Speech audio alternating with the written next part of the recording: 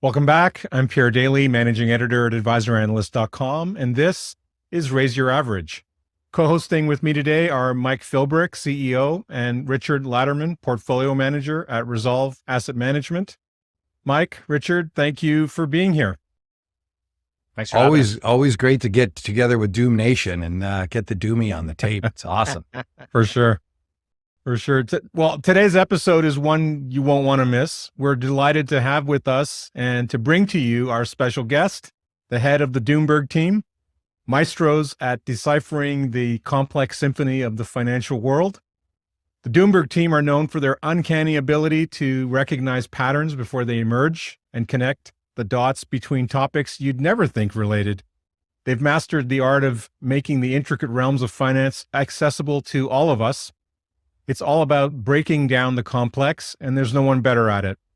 Doomberg's insights are highly sought after by our community of advisors, ultra-high net worth investors, family offices, and institutional investors globally. And all of their work can be found very easily at Substack. The views and opinions expressed in this broadcast are those of the individual guests and do not necessarily reflect the official policy or position of advisoranalyst.com or of our guests. This broadcast is meant to be for informational purposes only. Nothing discussed in this broadcast is intended to be considered as advice.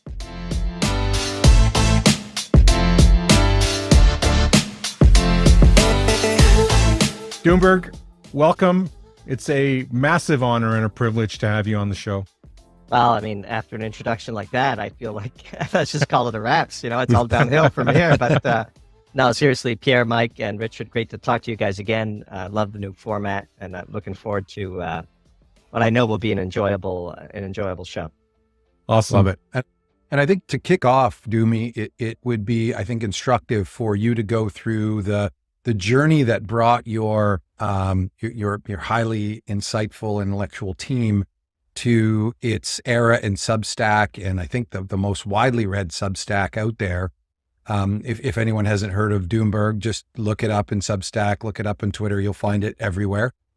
But yeah, maybe give us the path to this on your current journey, if you will, because we're not at a destination yet. So yeah, you bet. As you mentioned, we're a very small team with significant background in the commodities sector. I think unique amongst the content creators that you might come across. Our background is focused on an industrial setting, working at commodity players, in the real world, with quarterly pressures and investment decisions and the true nature of technology and progress as it relates to helping people. And our team, has decades of experience from the commodity sector, and very few people from that world are free to participate in the discourse in an authentic way. They're held back by public affairs teams and fear of losing their RSUs or getting canceled or so on.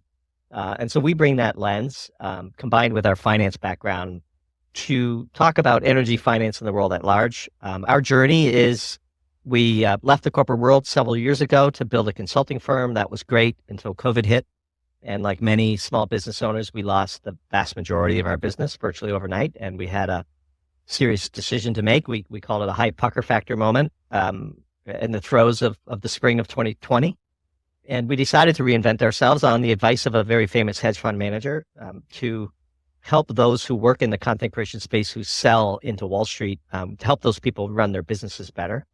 And that was a great success and allowed us to keep our independence. And over time, we discovered through the encouragement of one of our anchor clients that we could actually do this ourselves. And in May of 2021, we launched Doomberg as a side project, and the success has been mind-blowing and unexpected and humbling and thrilling and life-altering. And we very quickly focused on Doomberg and made Doomberg the thing that we do, and kept just a very small list of our ideal anchor clients, and have been doing Doomberg full-time since we went paid in April of last year. And as you mentioned, we are the number one paid finance on the paid Substack in the finance category globally, which is pretty amazing. And we write 7 to 8 pieces a month on the topics that we love to do, that with no hard deadlines, but we got another one coming out tomorrow, and it's just such a great way to live. So I really appreciate the opportunity to give that background. Awesome. I think it's kind of an incredible journey for you. And I love the idea of moving from the industrial space and bringing input and insights from that space, because it is classically a sort of a, I don't want to say non-monetary space, but it's a space where you have to make decisions, whether you're a producer, whether you're a consumer, whether you're hedging these things. You have to make actual, real, tangible decisions that are not necessarily coming from a monetarist's perspective, right? The whole idea of, how you build out your energy stack, how you're going to implement that. Sure, there's funny money on one side of it, but on the other side of it is a hard truth of industrial realities and physics and things like that I think you do an incredible job at bringing us to the nexus point of some of the real, rough points, places where, 1 + 1 doesn't equal 2, but the politicians or those speaking in the media are suggesting it does. And you do such a great job of that. I'm really looking forward to digging into that. Is there anywhere you want to start today? Well, I would just build on that by saying one of the things that I personally had to do a lot, given that I was on the technology side of the corporate world, was to explain to non-scientists why the headline they read in the Wall Street Journal could be safely ignored or is something that they should take seriously. And I developed over time the ability to write short, tight white papers that would go to the CEO and the board when room temperature superconductor breakthrough number 4000 finds its way to the Wall Street Journal. Yeah. And over those years, developed a reputation for distilling complexity. And when I had that background in the back of my mind, when we developed this, vertical in our consulting business, it occurred to us that there was a huge inefficiency in the market, that the practical, collapsing of the wave function, real world implications of the hype and the headline, which drives many sort of equity movements in the market, that industrial lens was not being represented. And that inefficiency, combined with, I think, a sort of broad failure of the media, and the succumbing to the need to generate clickbait because of the way Google and Facebook have ruined the traditional media model, that is the sort of the nexus, that the overlap and the Venn diagram of opportunity that we sit squarely in the middle of. So just with that sort of additional background, happy to take it in any direction on any of the pieces we've recently published. You're literally the rubber between the car and the road, I think, in this case. Yes, Yeah. well, Maybe luckily, we pull. I think that's a Maybe really we pull on that thread. yeah. I think that's a really You just dropped underestimated. Doomberg. Yeah, by all means, go Sorry, ahead. go ahead, Pierre. I was just going to say, I think that's a really under, what's the word? It's an under recognized area that you're in, because nobody actually, I don't think people on the street actually think and sit and wonder, what are CEOs thinking when they read a headline about a competitive innovation, or, X, whatever it is. And I don't mean X Twitter.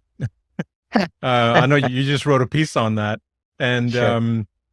but you got to wonder, like, what the reaction, you've obviously invested a lot of time in it, but wondering what the reaction would be from a CEO reading a headline in the Wall Street Journal or anywhere else for that matter, that somebody has come out with a new innovation. And that CEO has to decide whether to mobilize hundreds of millions of dollars in a Right. competitive direction in order to try and match that. And so when you can come along, and when you specifically can come along and tell those, C-suite occupiers, what they need to know, is this real? Is there any, veracity to it? That's incredibly valuable. So if you want, I could dig into the framework that we use to assess it. And it doesn't produce an answer.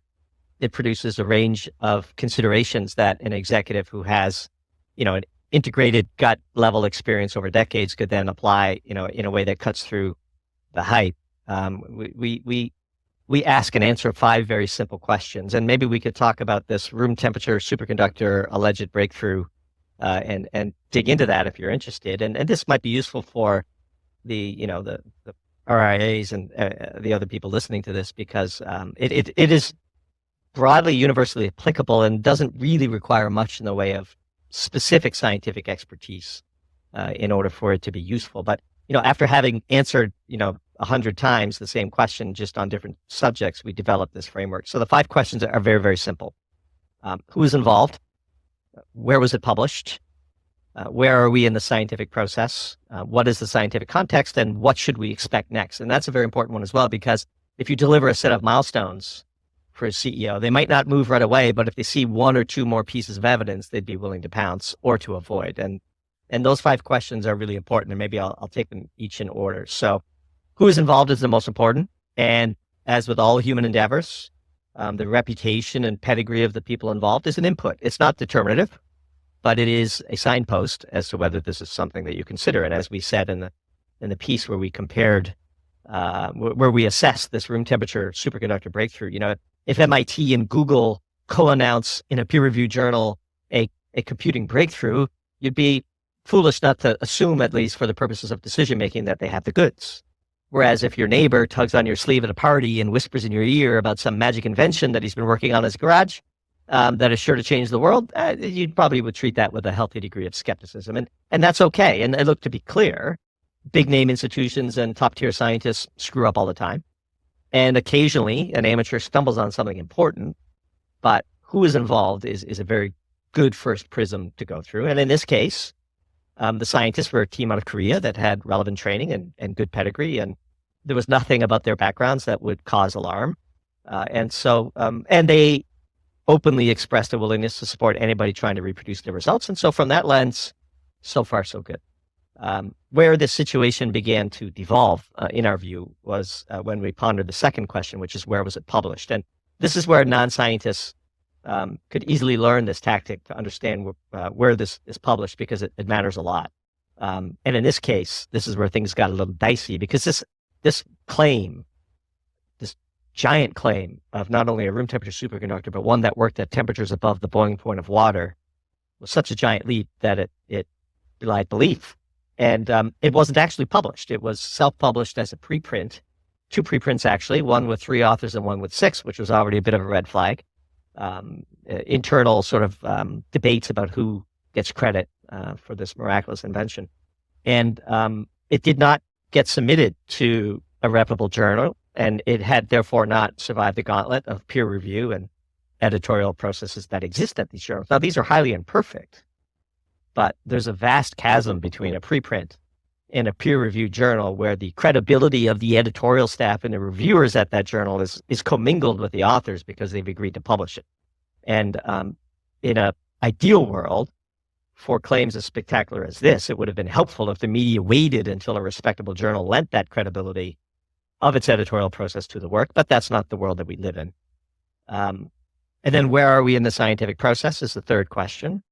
And as we said in the piece, results such as these are not considered validated until the independent lab has reproduced the results. And nobody had done that at the time that we had written this piece.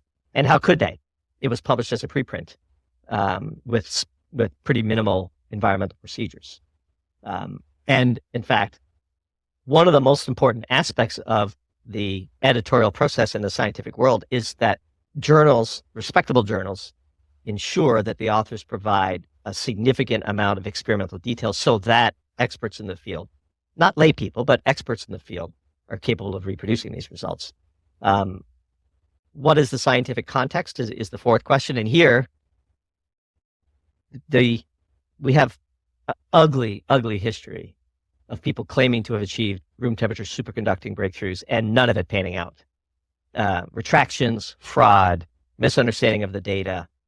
That's the kind of context that you can't ignore. And as we pointed out in the piece, a very high profile professor at the University of Rochester is in the middle of basically such a scandal where, abundant claims of amazing breakthroughs are being retracted in a sea of scandal.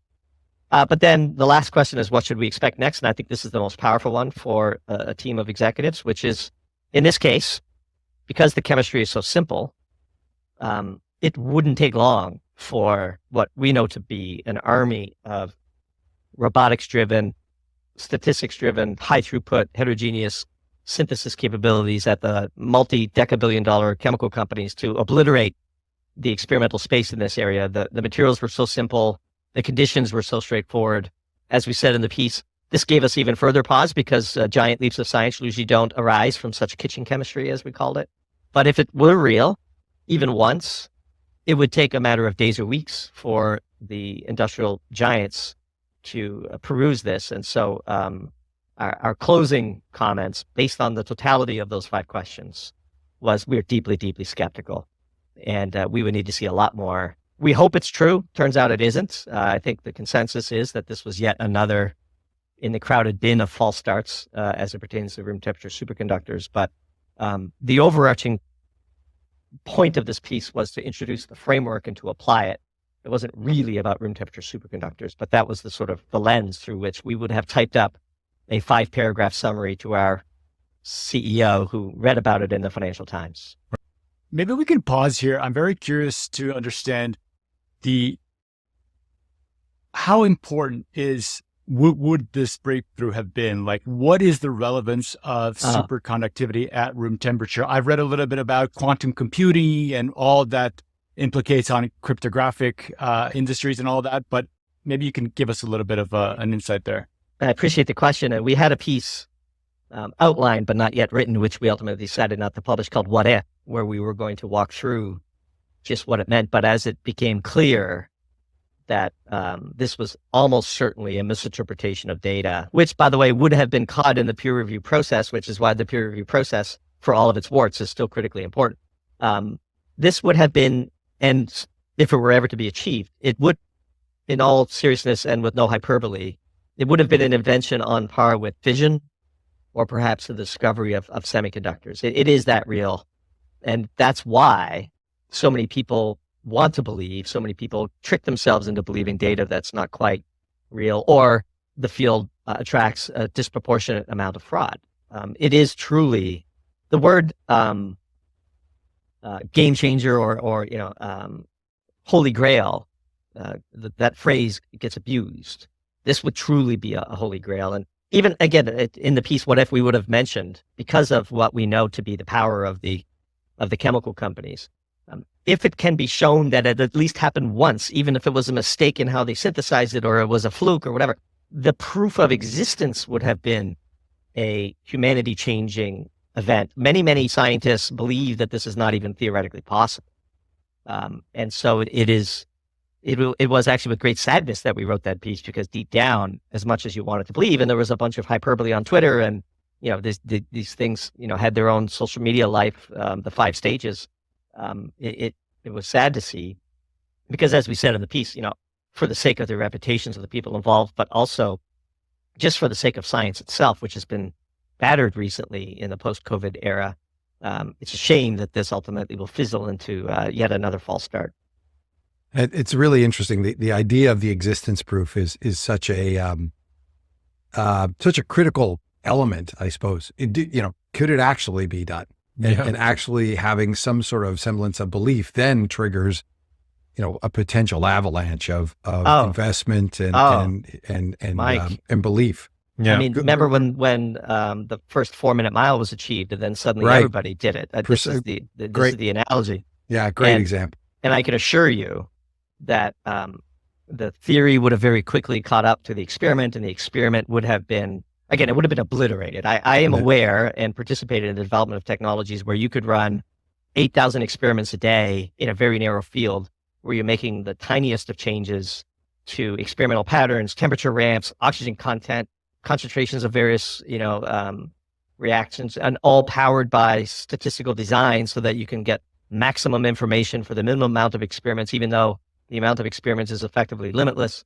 This would have been obliterated. The entire experimental map would have been filled in with such a speed. And by the way, every single country in the world and their supported scientists would have completely ignored intellectual property rights. This would have been a total game theory free-for-all. The Chinese would have done it, and that would have forced everyone else to do it.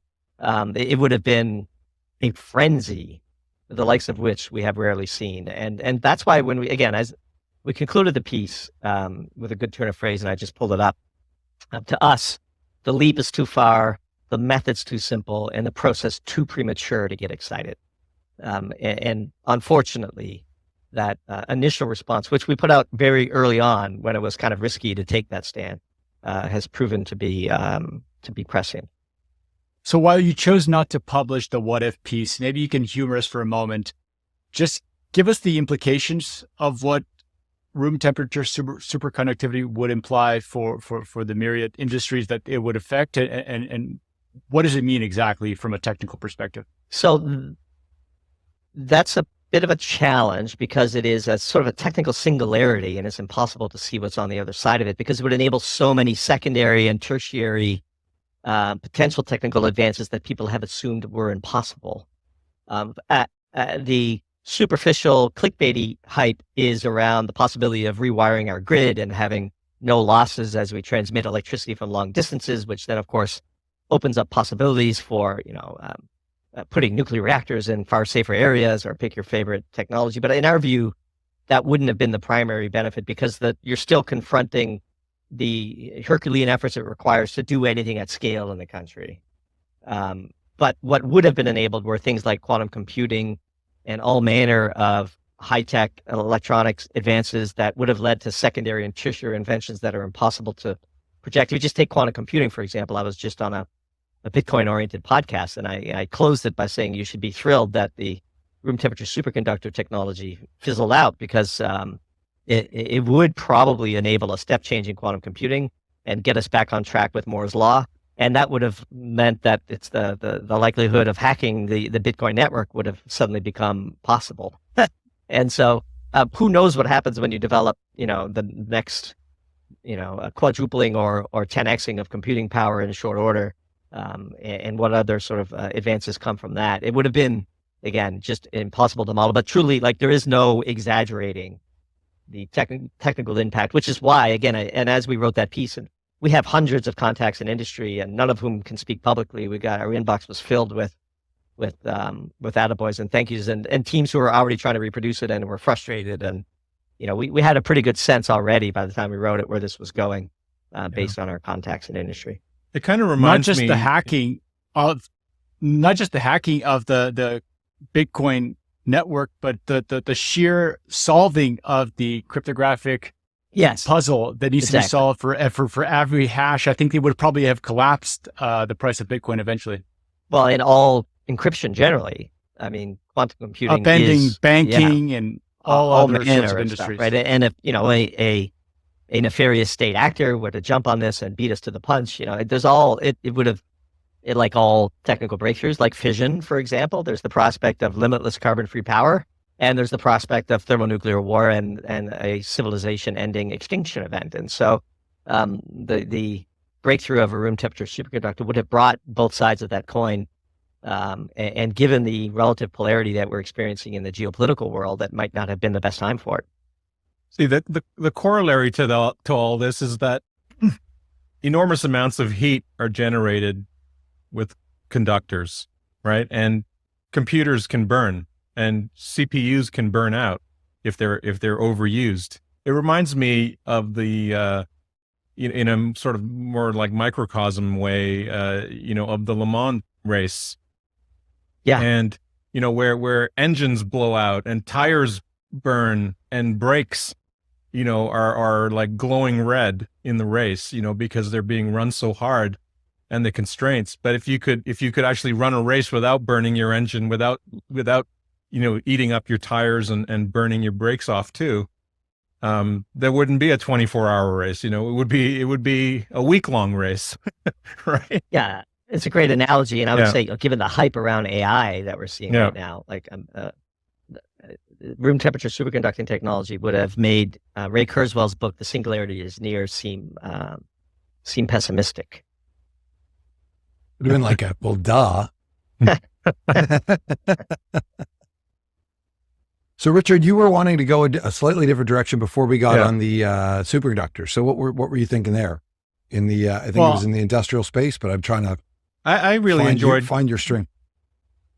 Richard, you go ahead. I was going to bring up the Ontario, power generation story because I thought that was really. Let's go there. I think I think it would be great for Doomy you to set the table on the overall construct of the trade-off between the choices that we're making vis-a-vis energy and how several, whether you want to touch on the Jevons paradox and those types of things and how humanity sort of adapts to the ever-changing energy landscape. And then let's delve into the individual success stories and challenges across the geopolitical landscape. Does that make sense for everybody? Yeah, I think that Yeah, does. And I let's think do it. what you just touched on, the fact, the trade-off comment, right? One of Doomberg's catchphrases or themes is just, there are no solutions, there are only trade-offs, which really does convey the nuance of his and his team's thinking and real world problems, as opposed to a lot of the clickbait and headline stuff that tends to capture the attention these days. So yeah, maybe we start off there. Sure. We've popularized the phrase "energy is life," and what we mean by that is, disorder is spontaneous. Like back to Physics 101, the universe is not a friendly place, and in the long arc of history, disorder is spontaneous, and your standard of living is literally measured by how much order you get to impose on your local environment. And we were joking a bit about backgrounds before we started recording, and one thing that we'd like to say is right angles don't spontaneously exist in nature. You have to impose that order on your local environment. If you leave your home unattended, it will, slowly disintegrate over time as the chaotic forces of nature express themselves. And literally, your standard of living, therefore, is defined by how much energy you get to harness. And all humans everywhere want a higher standard of living.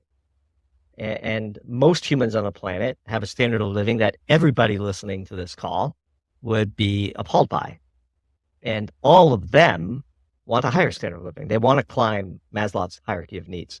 And at the highest level, the total amount of, quote, standard of living that we can spread across all humans on the planet is capped by how much energy we harness, and then how efficiently we both extract work from that energy and then distribute the benefits of the work we extract from that energy across society. And so when we say there are no solutions, only trade-offs, no matter how you squeeze the balloon, the bulge pops up somewhere. And from those fundamental axiomatic set of thoughts derive a practical assessment of various energy proposals that we have before us. And so, for example, it is just undeniable that higher energy density sources tend to lead to economic prosperity, and in the absence of government interference are spontaneously adopted. It's also just clear from the evidentiary record that every molecule of fossil fuels produced will be burned by somebody somewhere, and local restrictions on who gets to do so merely shift the privilege. And so if we outlawed gasoline in the US today, every drop of it refined in the world would be burned somewhere else, especially in the developing world, which is energy poor. And by the way, the amount of oil we refine would be unchanged, because even though we've banned gasoline, we need diesel to move everything around. And these are co-products and co-product economics, which is, again, something that, intuitively, if you work in industry, are a completely different animal than monoproducts and producing a thing for a purpose. And when you have multiple supply-demand curves interacting, you get very weird results. So if gasoline went negative, people would still refine oil, and the price of diesel and jet fuel and asphalt and petrochemicals would just go up to compensate, so that the refiners could continue to earn their cost of capital. And so these are the sort of the fundamental framework analyses that derive all of our pieces. And then the Ontario piece you talked about, which we can talk about in detail, piece called Cheat Codes, where we talked about how Ontario is basically a decade ahead of the US in its energy journey, and why don't we just skip the in-between? And we've written a variety of other pieces, the Streisand effect, where it's completely puzzling to Western Europeans why it would be that we set a record for coal consumption in 2022 and look set to set another record in 2023. Well, once you understand that every molecule of fossil fuels produced will be consumed by somebody somewhere, then the only thing that's going to toggle fossil fuel consumption is fossil fuel production. And Europe doesn't control any fossil fuel production of consequence. And so the coal deposits are largely being exploited in the global south, and the global south is energy poor. And so, of course, they're going to go to coal, much as the Germans did, once they were confronted with their energy crisis. And so once you have this framework, again, much like assessing scientific headlines, we're framework thinkers. What is the framework? What is the headline of the day? how does that headline of the day fit into our framework? What are the deviations for what we know to be true? And therefore, what can we write about that? And points to the things that must be unsustainable. And it is no surprise to us that we're heading down the same path of Ontario, and we should expect the same set of results. And the fact that the global south is greedily consuming every molecule of fossil fuels it could get its hands on is also quite consistent with our framework. So that concept that you just outlined, right, that you're alluding to, the Jevons paradox, which is, I guess, one of the many mental models that you guys use to make sense of what's going on. Does that also apply to carbon capture? Because one of the things that I hear from environmentalists is that there's some hesitance regarding the evolution of carbon capture technology would then just push people to burn more fossil fuels, and this particular group of people want us to stop consuming fossil fuels outright, which seems, as you pointed out in some of your pieces, quite ludicrous given our need for energy. So would that rationale also apply given this trade-off between consumption and production? So there are two intellectual positions of the progressive environmental left that betray their real intentions. One of them is their opposition to nuclear power, and the other is their opposition to carbon capture and sequestration. Ostensibly, the entire trillions of dollars we've been torching is all about limiting our carbon emissions. Nuclear power is a very safe, very affordable source of carbon-free power for decades. They have concocted all manner of reasons to be opposed to it. And if you burn fossil fuels but capture the carbon that results, then that's kind of ideal. And yet they also oppose CCS projects. And their reason for doing so is very disingenuous, but it actually proves, in our view, that this is actually not about carbon emissions.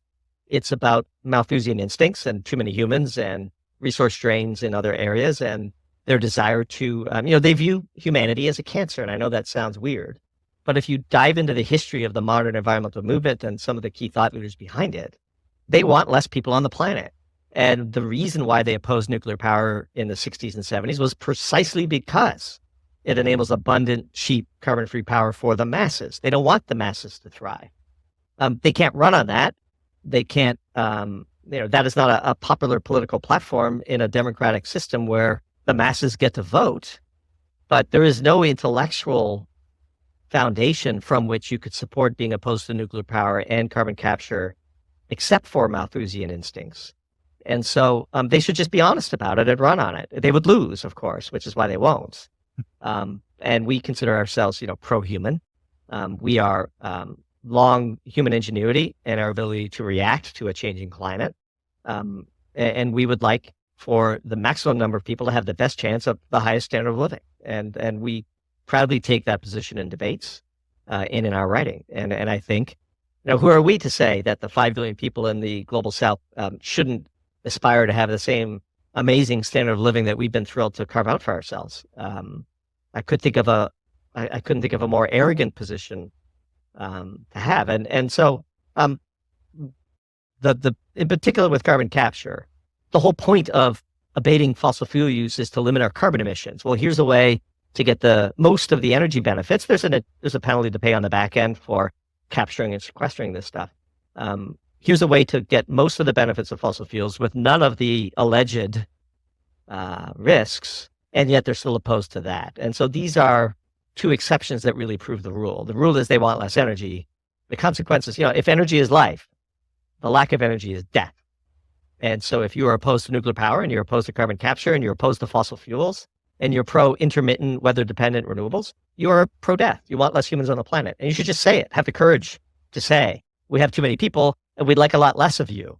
Yeah. Not, and to which we routinely say, you first. Yeah. And the example that's been set by Europe over this last winter by scrambling and burning everything that was dirty, the example it sets for the broad south, as you call it, is a sort of a two-standard system. In a winter that they got extremely lucky, we should say, because it was really, really warm, unseasonably warm for most of it. Are you excited at all about the recent evolutions in carbon capture technology? Is that a path that you think is going to help us with anthropogenic global warming? So there are two questions: am I excited and anthropogenic global warming? Let's tackle the first. Enough. I have a distinct memory of attending all the way back. I think it was in 2007, the Carbon Capture and Sequestration Conference in Pittsburgh, Pennsylvania, and I left that conference and wrote a note to my superiors with the following summary. Enhanced oil recovery is the enabling technology that allows you to generate revenue from capturing carbon. The thing that is constraining enhanced oil recovery using CO2 is a network of pipelines from the point source producers, i.e. electricity producers, to the remote fields where the drilling is occurring. And once that happens, this technology is ready, mature, requires no invention, and can totally work. And that prediction has proven out. Exxon just made a major acquisition in the space, basically to buy CO2 pipelines. And there is one company that we profiled. We're not investors and we don't do, single stock names, but it was the Rice family's special purpose acquisition vehicle at the time called RONI, now called Net Power, where they acquired and took public, perhaps prematurely in our view, but still an exciting opportunity.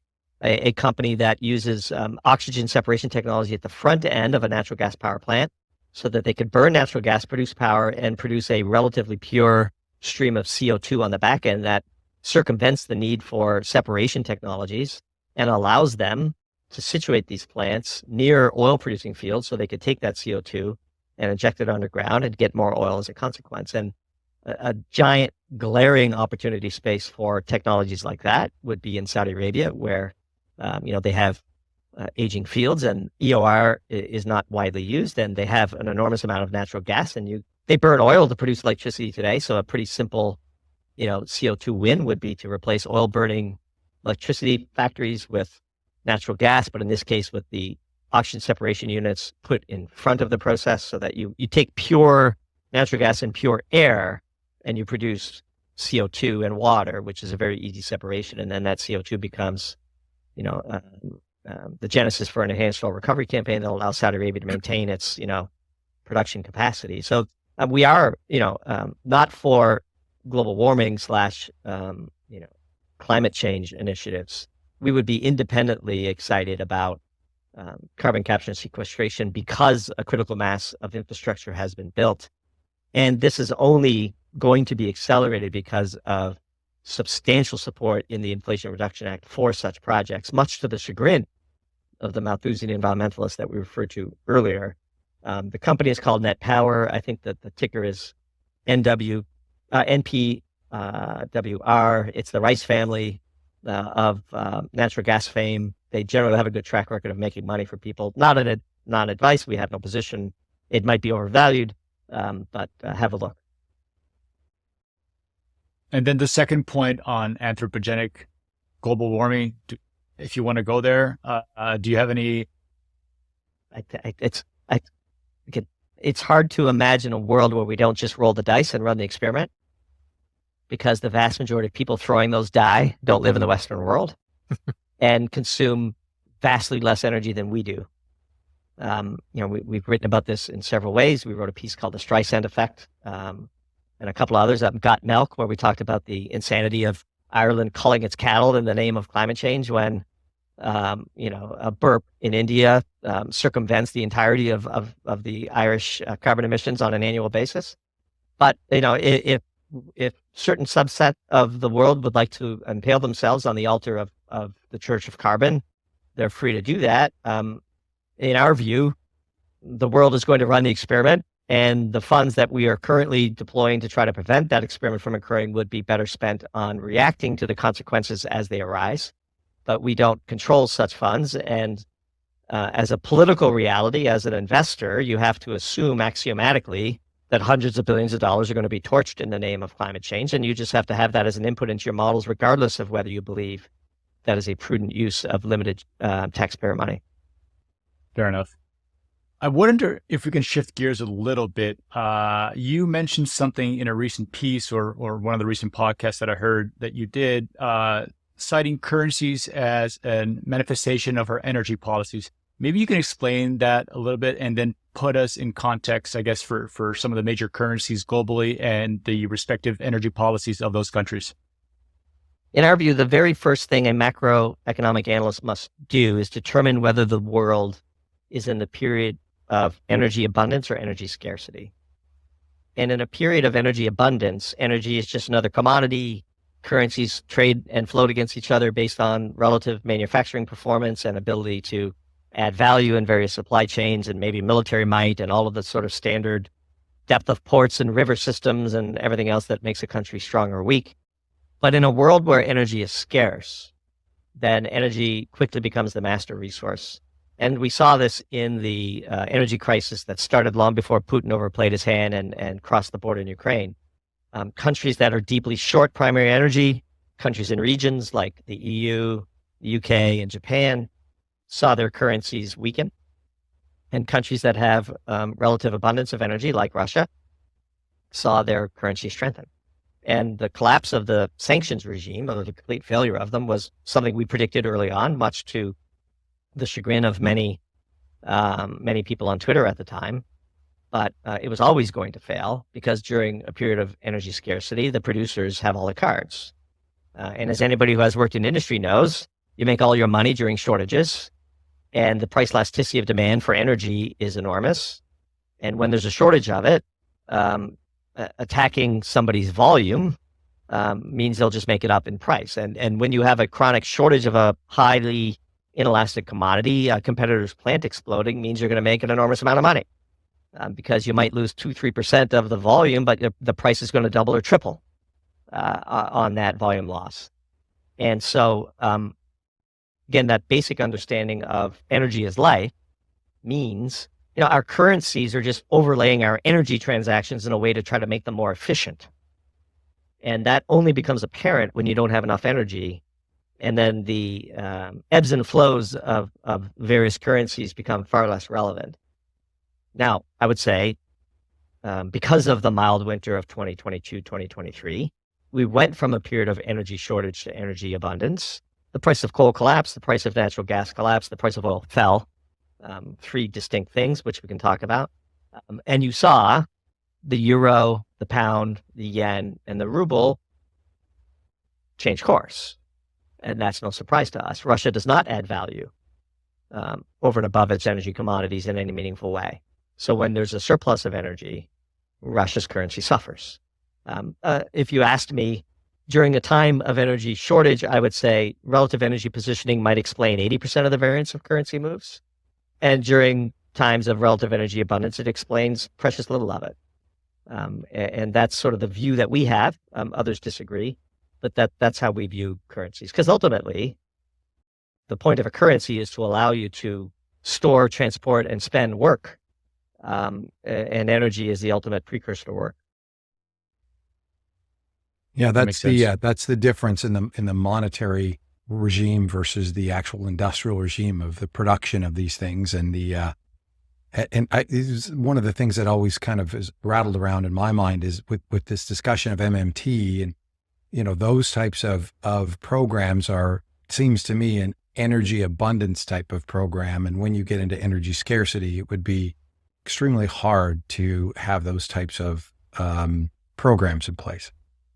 Yeah. And also, two things for the U.S. They are the reserve currency, which gives it a bit of privilege and the right to screw things up a little bit more widely than, say, an emerging economy. But also, for all of its warts and regulatory issues, the U.S. is an energy superpower, par excellence. And there's just no questioning that even with one hand tied behind our back, the U.S. In that spectrum of countries has an enormous resource base. And because of this artifact of our regulatory system where you can get permits in certain states and the feds leave a lot of sort of the exploration and property rights up to state by state, you can have a Texas in the same country where you have a California, and you can have a Louisiana in the same country where you have a Massachusetts. And so you're not sort of restricted at the national level in the way that, say, Germany would be, or the UK. And so, luckily, because of that, we have we are the Saudi Arabia of natural gas. We produce as much oil or more oil, frankly, than Saudi Arabia. We have abundant minerals and resources. We have friendly neighbors to the north and south, Canada with their CANDU reactor technology. We have 60 reactors of our own. We have an enormous amount of coal. We have chemical expertise and commodity expertise and educated labor force and outstanding universities and deep ports and all of the things that you would need. We're separated from our enemies by oceans. And, no matter how hard we try to screw it up, we are an energy superpower. And so when you combine the fact that we are still currently the reserve currency and an energy superpower, we are allowed to squander the advantages that those two things bring to us for a far, far longer period of time than, say, what's happening in Argentina today, just to give you a different example. I wonder if we jump into Ontario then as the potential blueprint for America, if you will. Yeah. So we wrote a piece called Cheat Codes, where we talked about how Ontario has literally done everything we're doing just 10 years sooner. And we opened that piece with the 2009 passage of what they called the Green Energy Act. And we had a picture in the piece of a couple of children pointing at a wind turbine. A Green Energy Act for our children was the propaganda. And as we said in the caption, we enjoy having the occasional joke in our captions. Who could be against kids, right? It's the old expression in the public relations world was hazard equals risk times outrage, and there's nothing more outrageous than puppies and kids. And so just ask Michael Vick, but I digress. So in 2009, Ontario passed this boondoggle, and as you can imagine, it dissolved into an orgy of grift and government waste. And the province is still paying for this. Against the advice of their own experts, they signed all of these really strict, feed-in tariff agreements, which are effectively take-or-pay contracts. And this had the effect of enriching all manner of insiders and politically connected individuals at the expense of the taxpayers. And a reasonable estimate that we got from our friends at the Canadians for Nuclear Energy is that Ontario taxpayers will ultimately be on the hook for some 60 billion Canadian over the life of these FITs, which is roughly the equivalent of the US wasting $1 trillion, which is probably what we'll end up wasting with the Inflation Reduction Act of 2022. And in 2018, the citizens of Ontario revolted. They tossed the ruling Liberal Party out in a historic election. They were swept out of power to such a degree that they didn't even qualify for official party status. And the Progressive Conservative Party, which to our American listeners probably sounds like an oxymoron, were swept into power. Doug Ford, former council member of the Toronto City Council, came back and first order of business was to revoke the Green Energy Act to the extent that he could. These contracts couldn't be canceled. They were so ironclad, but the law was revoked and a reconciliation with physics occurred. And now the province, which already has one of the cleanest grids in the developed world, is re-engaging with nuclear at a historic clip. It's funny, we take all that for granted. Yeah. We could do it here. So why do we need to waste $1 trillion? Yeah, exactly. Skip the middle part. Yeah. And it's testimony to a lot of things, but individual citizens can have an impact. We profiled our friend Dr. Chris Kiefer, the head of Canadians for Nuclear Energy, and he's a medical doctor who went down the journey in the rabbit hole of all the various technologies, and his podcast is called Decouple, which is meant to explore technologies that can decouple human flourishing from our impact on the planet. And if you have a serious science-based approach to that problem, you end up on nuclear power for obvious reasons. It is extraordinarily energy dense. We have an enormous amount of fuel. The civilian nuclear power industry has an unparalleled safety track record. We recently wrote another piece about the various trade-offs and the dangers and why we treat nuclear power so differently than the rest of the industry. That piece was called Frame of Reference. And the social preview was contextualizing the wholly unscientific fear of nuclear power. We started that piece with a story of a hydroelectric dam collapse in China that killed 250,000 people. Imagine, not a single person. Well, okay, one person died as a result of Fukushima 4 years after the event from a cancer associated with their exposure to radiation. That's a tragedy. 250,000 people died when a hydroelectric dam collapsed. We haven't gone about deconstructing all the dams currently in existence because of the dangers of hydroelectric power. Like, there are no solutions, only trade-offs. And this is nowhere made more apparent than people's abject fear of nuclear waste. You cannot find a single human being on the planet who has ever been injured by nuclear waste. Period. Not one.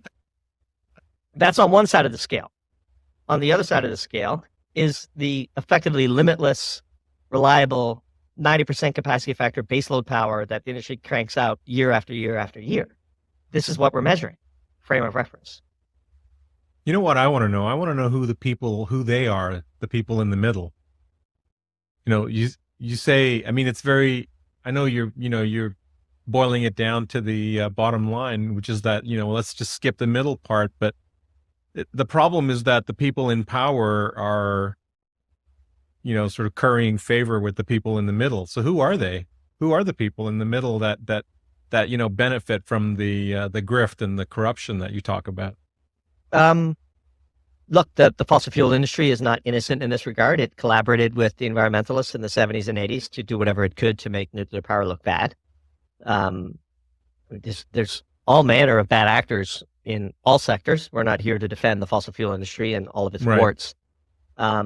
Classic example, as we read in the papers the other day, about an LNG export terminal that has refused to certify that it is in commercial operation, so it doesn't have to meet its fixed contract obligations that it used to finance the production of the facility, and instead can sell 120 cargoes and counting into the spot market, those cargoes that were objectively should have gone at much lower prices to people that contracted with them. It's a dirty business. And whenever there's the prospect of free money, there'll be no shortage of hucksters looking to grab, their fair share or unfair share in this case. And so it really does boil down to morals and ethics and standards and behaviors and institutions and trusts in them. And the decaying of our institutions, I think, is a far greater issue than any particular energy policy that might emanate from Washington, D.C. Given how much of the zeitgeist is captured by what you would probably describe as an irrational fear of nuclear energy, and probably Christopher Nolan's new Oppenheimer movie sets us back several more years because of that. But what is the path that you see, given the political gridlock and the polarization in the U.S. today, for a little bit more cogent, rational, logic energy policy in the U.S. and a path towards more nuclear energy in general? It's truly a function of how much pain we wish to subject ourselves to before the political process self-corrects. And Canada is having, Ontario in particular, is having its renaissance with nuclear power. The U.S. actually is doing a fair bit, and we're quite pleased by the progress that we've seen, particularly on SMR technology, which we can talk about how that might change the game from the industrial perspective, which few people are talking about. The United Arab Emirates just turned on its third of 4 nuclear reactors and has 2 more coming. Japan is restarting its reactors. Most of Europe, except for Germany, has realized that there is no other answer. When you exhaust all the other possibilities, you end up at the only answer. And then the true nature of the trade-offs become apparent. And this is really just a political problem, and politics can change overnight with enough pain. We'd like to skip the pain, and we will advocate for skipping the pain. But unfortunately, I think some of that pain just needs to be realized. And again, sort of the internal conflict of Western Europe, for example, escaping the winter last year. This is something that we are happy to see. We're disappointed that political leaders in the region have confused good fortune with sound strategy, which unfortunately was pretty predictable. But a finite amount of pain is needed to be absorbed before people reconcile with physics, like Ontario did. Ontario suffered a lot of pain as a consequence of the disastrous policies that flowed from the Green Energy Act. Luckily, in Ontario, it was a peaceful political process that led to a change of regimes. and the Ford regime. I have no idea really about any other Doug Ford policies. I couldn't tell you a single thing that he is for or against. I just know from the most important issue, he's done a good job. In the same way, RFK, Jr. is so dead wrong on nuclear power that it's disqualifying to us, no matter what you think of the rest of his views. We're kind of single issue voters over here in the chicken coop. But yeah, I do think because physics dictates that nuclear energy is the superior form, it will eventually be adopted by most people, whether or not climate change is the driver, collapse in standard livings is the driver, peak oil is the driver, pick your favorite. All roads lead to Rome. Crisis, necessity, change. Mm-hmm. Can't we do a little bit of introspection and planning and then execution? Well, look, I mean, people are doing it. That's what the United True. Arab Emirates has done. True. There's a fantastic episode of Decouple on that topic that I would encourage everybody to listen to. It can be done. And look, it involves a holistic approach. Here's a classic example. The entirety of the environmental movement, Sierra Club, Greenpeace, violently opposed to nuclear power.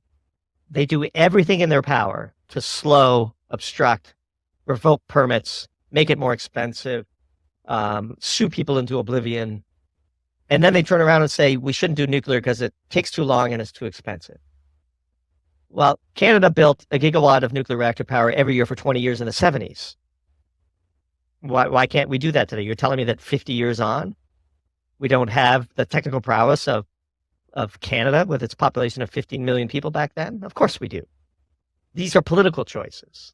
The cost of nuclear is a political artifact. The speed of nuclear is a political artifact. There are no technical constraints to substantially decarbonizing our energy grid. There are only political constraints. And those are real. Those need to be confronted. In our own small way, we've tried to participate in the narrative shifting and in the education in that way. And while we have a small audience, we think we have a pretty influential one. And so we're doing our part. More and more, it's hard to separate macroeconomics from politics. You've recently talked about the necessity in the coming years for a reimagining of our economic systems, I guess, given demographics in some way or another. And I know that you guys over at the Chicken Coop do lean libertarian to some degree. What role do you think governments are going to have to play, or the size of that role and the nature of that role, especially when you think about how much debt we currently have in the system and the potential for some debt jubilee, whether it's a soft one through inflation or a harder one depending on the country. How are the next couple of decades going to look like in your mind? I think a lot of it depends on, obviously, the next few years and how conflicts resolve between the nuclear superpowers, both in Western Europe and or Eastern Europe and in the Taiwan Strait. Like, those are giant problems that we need to work through. Per your commenting that we are mostly libertarian, there's a critical role for government. We believe that certain environmental externalities are poorly priced by the market, and there's a reasonable role for government intervention. That unfettered capitalism is ultimately, in the long run, pretty destructive. And so there is a case for societal stabilization in the form of redistribution of wealth and minimizing inequality, but most importantly, consistency of contract law, and the enforcement thereof. And the difference between Canada and the tar sands in Venezuela and its heavy oil deposits is contract law and sovereign risk. And so, so long as you have consistency and institutions that are strong to enforce that consistency, then you have the potential for the best aspects of capitalism, while minimizing the worst of its tendencies. And I think it is insincere for people to deny the worst aspects of capitalism. They exist, they're real. But also I think it is also inappropriate to deny the power of the market and the power of the financial signals and price signals to optimally organize society in a way that benefits the vast majority of humans as possible. And so we are, I would say, like most people, this party doesn't exist. We are socially pretty liberal, fiscally pretty conservative, would prefer the government do less and be more effective with what it does. That is a bit of a pipe dream, at least in the U.S. today, but that's where we would stand politically. I want to talk about the piece that you wrote titled "Tour de Farce," where your pre-header was great. It was if everything is climate change, then nothing is climate change. Yeah. John Kerry, our favorite punching bag. The sort of one sentence summary of tour de force. Tour de farce is that if record drought is proof of climate change, then historic relief of said drought can't also be climate change. And yet, with a straight face, we have the modern sort of traditional media outlets making just such claims as though they had forgotten what they had written back in November, before the deluge of rain fell upon California and much of the western United States and relieved this historic drought. So it wasn't that long ago that every dry day out in the West was proof positive of climate change. And so now, of course, they're arguing that it's not global warming, it's global climate volatility.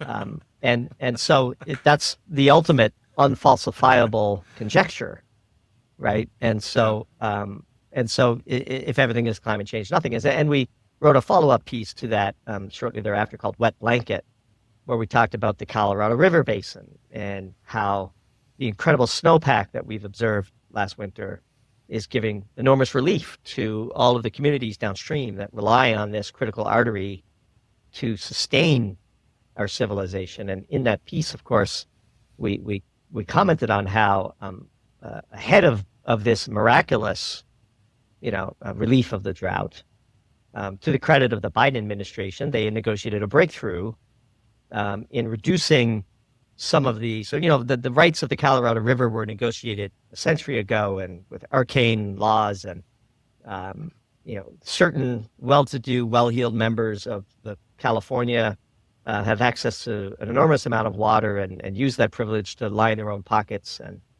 and that comes at the expense of upstream communities who are forced to see the water flow by and can't benefit from it. And the Biden administration negotiated a 13% drop in demand from the downstream states and compensated them to the tune of $1.2 billion. And as we said in the piece, we can't help but note the relative pittance it took to drive this solution. And $1.2 billion is certainly a lot for the four of us on this call. And I would personally bend over to pick up $1.2 billion if we're relying on the sidewalk. But to allocators in Washington, D.C., that's a rounding error in the hundreds of billions of dollars we're spending just on climate change alone. And this begs the question of what exactly are we doing with all that money? And in this instance, the legitimate national climate emergency was partially abated by a natural shift in the weather and a modest amount of money invested in adapting to the new climate reality.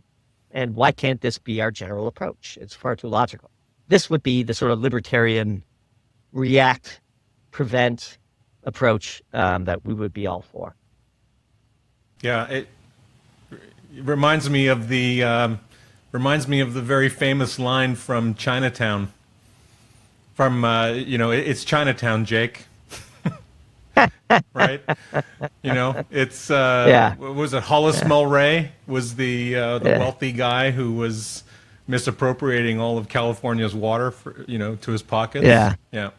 Yeah, that's a fascinating story in of itself, and really shows some of the challenges. But again, it's a story of energy. We have these giant hydroelectric dams all along the Colorado River, and how much water they release downstream, and who gets to use what. We grow winter vegetables in California in a place that used to be the desert. Yeah. And that's fine, I suppose, but these are trade-offs, and these are the choices we've made. Well, you told the great story about the indigenous people that are that once occupied that territory in the Central Valley and Lake Tulare.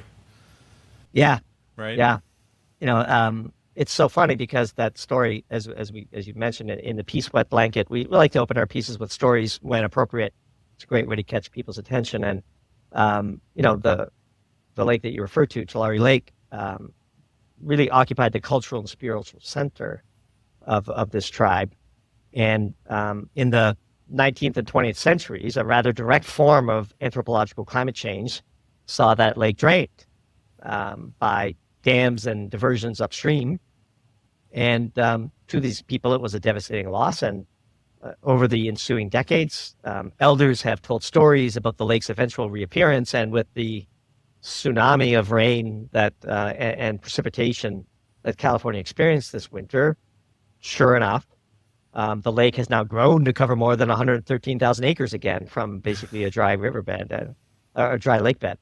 And one way to look at that story is that a miraculous salvation, as the elders had predicted, had occurred. But another way to look at it is the way in which NBC did, in an article titled "Climate Crisis, Tulare Lake Reforms Causing Flooding." That article unironically claims that the, quote, area people have worked for a century to make California's Tulare Basin into a food grower's paradise. So the loss of this indigenous historic land is repivoted as a food growing paradise that we have now lost because of climate change. And the piece goes on to say this is another example of weather whiplash due to the influence of climate change, which can make extremes more intense and more frequent. And as we said after quoting that, whiplash indeed. That is sort of a quintessential Doomberg piece where we can call out the hypocrisy. And there's a great picture of a member of that tribe standing by the newly replenished lake, and the caption for us is "Vindication of faith." And so one person's crisis is another person's salvation, and this is why it's important to see the holistic picture in these circumstances. Critically important. I mean, my head spins constantly at the. I find it hard to watch general media at all, just because it's all spin and no beef, if you will. We couldn't be more thankful for the media's performance.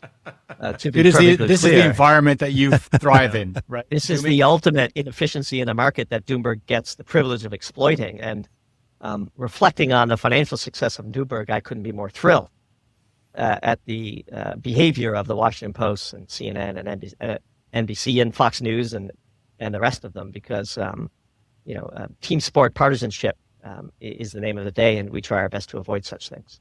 Yeah.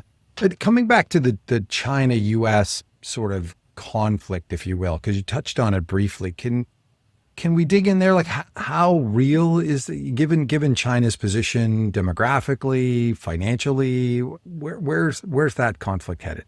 And if I could add before you start there, Doomy, it strikes me there's an analogy here regarding some of the recent sanctions that the U.S. has imposed on China regarding the several CHIPS acts. Sure. Mm-hmm.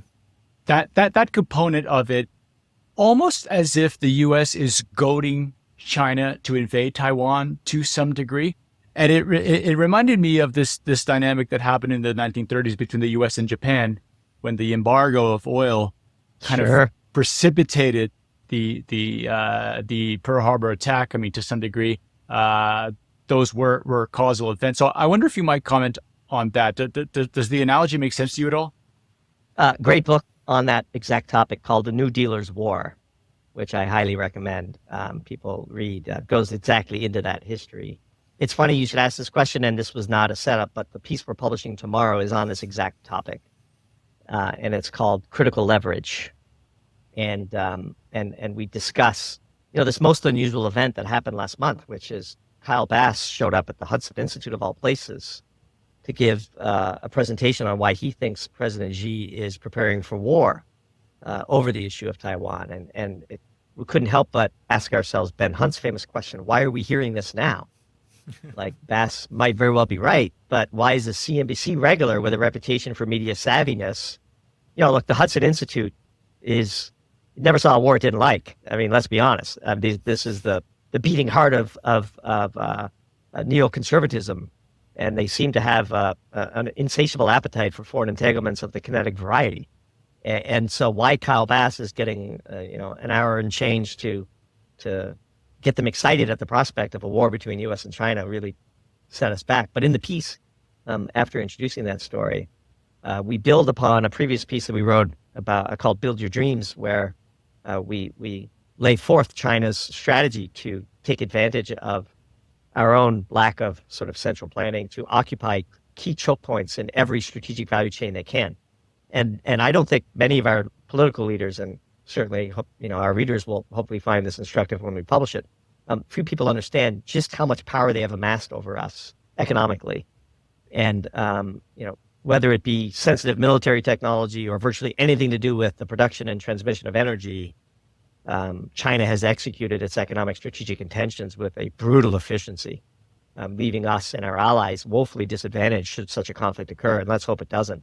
And in the piece, we use that framework to walk through for solar, which is ostensibly American-made solar power that isn't held hostage to China's monopolistic chokehold over the polysilicon supply chain, and instead uses cadmium telluride, thin film solar technology, and makes all of these panels in the U.S. And Biden is pouring billions of dollars into this effort because of the Inflation Reduction Act. And we, once we cut to paid, we reveal the truth, which is China dominates Tellurium production. For solar is basically single sourced on cadmium telluride, and because China holds the cards even when you think they don't, we ought to be pretty careful about picking such fights, not accusing people of proactively choosing to go to war. But as the father of draft eligible children, I would prefer that my congressmen at least have a vote on whether or not we would embark on these foreign adventures like we used to. But of course, in this supply chain, like virtually any other that you would analyze, China has decided to occupy certain key pinch points. They have done so with ruthless efficiency, and they hold all the cards. And we should know that before we decide to go all in at the poker table.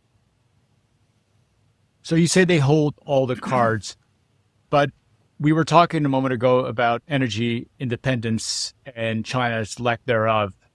China doesn't have a blue water navy. They are, the Malacca Straits and sort of the shipping lanes that bring a lot of the oil to China could be, maybe not easily is not the right word, but they could be blocked strategically by the U.S. and its Navy. Peter Zeihan has a tendency for hyperbole, but he has explained, he has walked us through in some of his videos how difficult it would be for China to continue the supply of energy through the straits there. I wonder if you can square that for us. All those things are true. I would say this is an example of mutually assured destruction where one side doesn't assume the other side has such power. And the point of our piece is, yes, of course, we could make China suffer. They run an authoritarian regime where they can impose such suffering with minimal political consequences to the ruling party. We don't operate such a regime, and our society is not accustomed to suffering. It's been a long time since we sacrificed for the Second World War.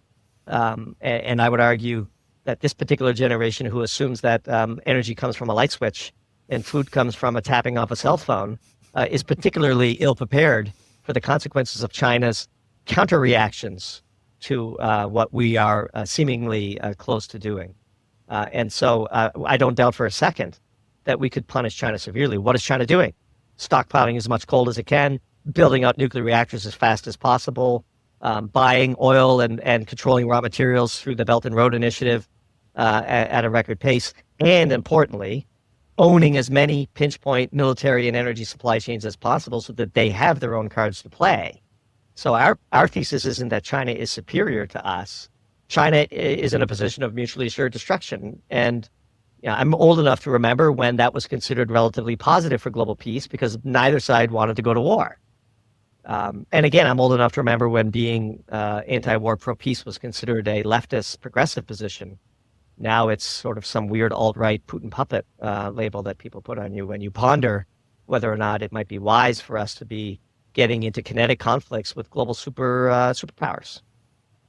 So why has the game theory logic there shifted so much? Is it political polarization in the U.S.? Is it the perceived strength by one man's rule in China? I think on the U.S. side, it is a lack of knowledge. I do believe that people in the Biden administration genuinely think that First Solar is, quote, American-made solar power, when in reality, all we're doing is stoking demand for a critical material. By the way, tellurium is one of the least abundant elements in the Earth's crust. It exists at a level of 1 part per billion. And by comparison, as we outline in the piece, there's 3 times as much gold, 80 times as much silver, and 1,800 times more uranium. There's barely any of it. China produces almost all of it. And you can't make CAD Telluride without tellurium. And so, yes, we manufacture panels. They might, use vapor deposition methods to turn the, CAD Telluride powder into a thin film that is, photoactive and works in a solar panel.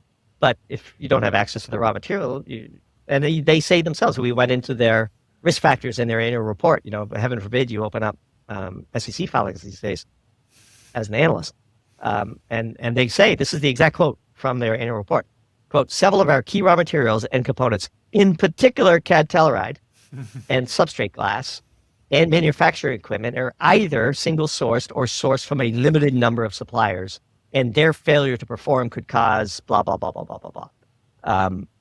They're talking about China, and they're playing a game where they like to enjoy the benefits of being perceived as being liberated from the polysilicon supply chain, so they could tell their investors a story and have access to the tsunami, the fire hose of cash that the Inflation Reduction Act enables, while not denying, but certainly minimizing by omission, this huge Achilles heel that they have, which is China controls the supply chain. And everywhere we look, we see the same thing. And so if Kyle Bass is true, which is how we end the piece, look, if what he presented at the Hudson Institute proves prescient, the specific fate of First Solar and their access to tellurium will be the least of our concerns. But this story should be an important wake-up call, even where we think we have circumvented China's illegal tactics to gain monopolistic footholds at key pinch points. Even there, if you look hard enough, and we know how and where to look, you find the same thing over and over again. And then on the Chinese side, is this just a question of righting historical wrongs in their mind, shifting the century of humiliation into the century of supremacy, or is there a strategic vision? Does Xi think that there's a window, or what's your perception of Chinese leadership's willingness to perhaps engage in conflict right now? Is there a window of opportunity that might be closing? So it's almost like you read the piece, Richard, and to be clear, you didn't, but we closed the piece by saying, in the same way that Europe's dependence on Russian energy, which was built up over decades, undoubtedly emboldened Putin to overplay his hand in Ukraine. One of our concerns is that Xi might follow the same course, knowing full well the cards that he has at his disposal that we gave him. Look, I was in the solar industry when China illegally monopolized the entire front end of that supply chain. I could tell that story. We have in writing and on various podcast appearances. I know the playbook, which is why it's easy for us to, like, as soon as I saw the Reuters story that we quoted in this piece, I knew there was a piece, because that Reuters story ended, it referred to it as American made, and they ended their piece by saying, quote, solar project developers in the U.S. have flocked to First Solar's cadmium telluride products, partially because the technology does not rely on polysilicon, a raw material primarily made in China and used in the vast majority of panels. I know from my industrial experience that we don't do any mining of hard-to-get metals anymore. It's almost all done by China, and without even looking, I guessed that Tellurium would be the pinch point that China controls, and sure enough, with 5 minutes of Googling, we proved it to ourselves, and a piece was born. Our fear, and look, any Western analyst who says they know what's going on inside of China should be met with a dubious eye. As much as I've personally traveled to the country and have great friends there and have a great admiration for the people of China, I have no idea what's going on in Xi's inner circle. It does, by all accounts, appear to be sort of a Stalinistic, fear-driven leadership style where people disappear and there's show trials and all of those things. And historically speaking, such people aren't exactly, the systems they create don't do a very efficient job of bringing hard truths to them. And so it's entirely plausible that Xi might overplay his hand, again, using the exact cards that we gave him in an analogous way to how Putin overplayed his hands based on Europe's utter dependence on his energy resources. So I guess at the risk of ending this on a somber note, maybe the question to ask is, if you could relay a message to leadership in Beijing and Washington, what would you like to impart on them? What is the wisdom that the chicken coop, the collective minds, the brain trust of Doomberg can impart on leadership on both sides there? I would focus our efforts to leadership on the home front, because this is where we live and this is where our children are. And we are proud patriots of the U.S. I myself am an immigrant to the country and became a citizen after several decades of contributing to the economy, and love the U.S. and want to see it prosper. And one of the key drivers of Doomberg is to educate. We have actually a fair number of government officials who subscribe, usually via their personal accounts, and we get an outreach a week from congressional staffers or chiefs of staffs of various politicians. And to the extent that we can influence policy, we would not be in such positions if we had a more rational physics-based approach to our economy. And if we could remove the cards that President Xi has, he would be less likely to overplay them. But we can't control what goes on in China, and I wouldn't want to deliver any messages to Xi because I might get disappeared. I'm not worried about being disappeared by the Biden administration. I'm worried about perhaps being canceled on social media, but I'm not actually concerned about my physical safety. I do not think that the U.S. political system has dissolved to that point yet. Partisan bickering and various indictments and lack of indictments notwithstanding. Well, I think that's a good place to maybe put a pin on this conversation. Sure. As always, Doomberg, this was absolutely fantastic. Yeah, hey guys, I really appreciate it, and happy to do it again. And congratulations on all your success as well. It's always a great discussion with you guys, and really enjoyed it. Yep. Likewise. Doomberg, thank you. Thank you. That was fantastic. We love reading what you write, and we're going to keep on doing that.